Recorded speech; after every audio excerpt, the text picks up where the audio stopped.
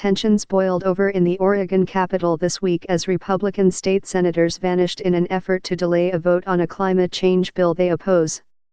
On Thursday, Governor Kate Brown, a Democrat, ordered the state police to find them and bring them back. It was only the latest chapter in a season of partisan division and frustration in the nation's state houses, where, for the first time in more than a century, all but one state legislature is dominated by a single party.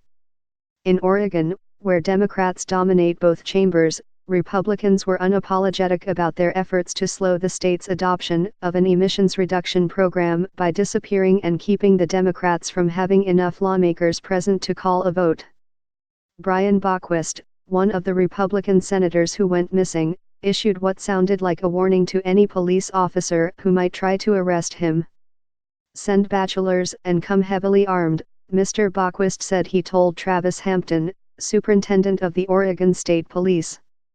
"I'm not going to be a political prisoner in the state of Oregon. It's just that simple."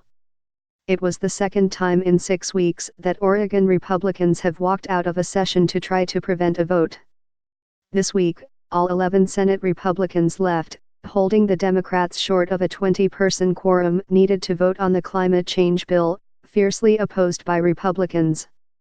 Across the country this year, legislatures like Oregon's, dominated by Democrats, have veered to the left, pushing through bills on issues like abortion rights, health care, and limits to rent increases for tenants. Legislatures controlled by Republicans have moved firmly to the right, pushing through sharp restrictions on abortion access and permissions for school teachers to be armed. Read more about how states have veered off in partisan directions this year. The fight in Oregon unfolded after Ms. Brown threatened to order a special legislative session to complete unfinished business, including the highly debated bill that could make Oregon one of only a few states to impose an emissions trading program, commonly known as cap and trade. The arrangement is modeled after a 2016 California law. Using a market-based approach to lower greenhouse gas emissions, the bill would place limits on the amount of emissions that businesses, including utilities and other industrial facilities, could lawfully emit. Under those limits, emissions would be significantly reduced by 2035. By 2050, the bill mandates an 80% reduction in emissions from 1990 levels. Some businesses would also be required to purchase credits for each ton of greenhouse gas they produce.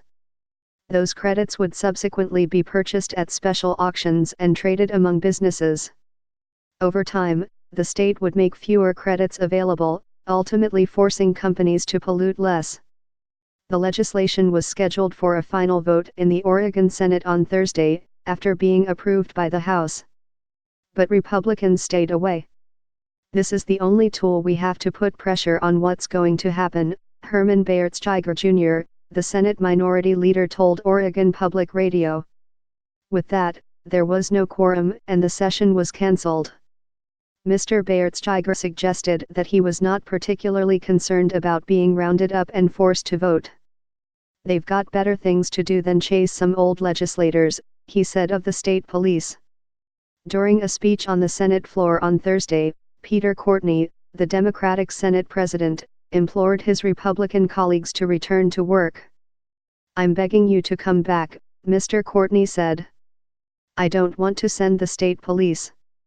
I don't. I have no other choice. I have no other choice." Senate Democrats said that they would fine the missing Republicans up to $500 a day. After Mr. Courtney's warning, Ms. Brown issued a statement saying that it was absolutely unacceptable that the Senate Republicans would turn their back on their constituents who they are honor-bound to represent here in this building. The governor added, "I am authorizing the state police to fulfill the Senate Democrats' request." As of Thursday afternoon, the Senate Republicans had not been located.